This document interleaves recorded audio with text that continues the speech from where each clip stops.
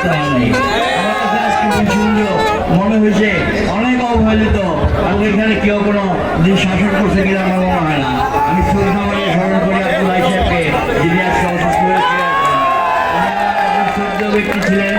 আজকে ওনার ছোট ভাই আমার সঙ্গে রাজনীতি করবে, আমি আশা করবো ওনার সঙ্গে সুস্থ সুন্দরভাবে রাজনীতি করতে পারবে, এবং আমাকে দ্বারা আপনাদের কোনো অপকার হবে না ইনশাল্লাহ।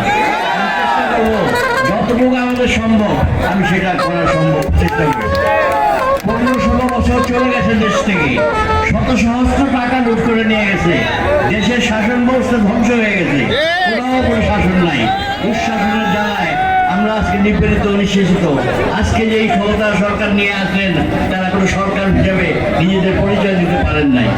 আমরা দলের থেকে বারে বারে বলতেছি তুমি নির্বাচনটা দিয়ে দাও, তোমার পক্ষে সম্ভব না এই দেশে শান্তি শৃঙ্খলা বজায় রাখা।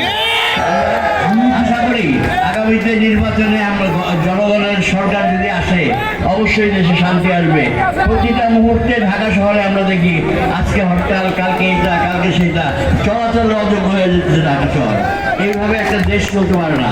আমি সবার কাছে অনুরোধ করবো আপনারা দোয়া করবেন দেশনেত্রী বেগম খালেদা জিয়া সুস্থ হয়ে দেশে ফিরতে পারে।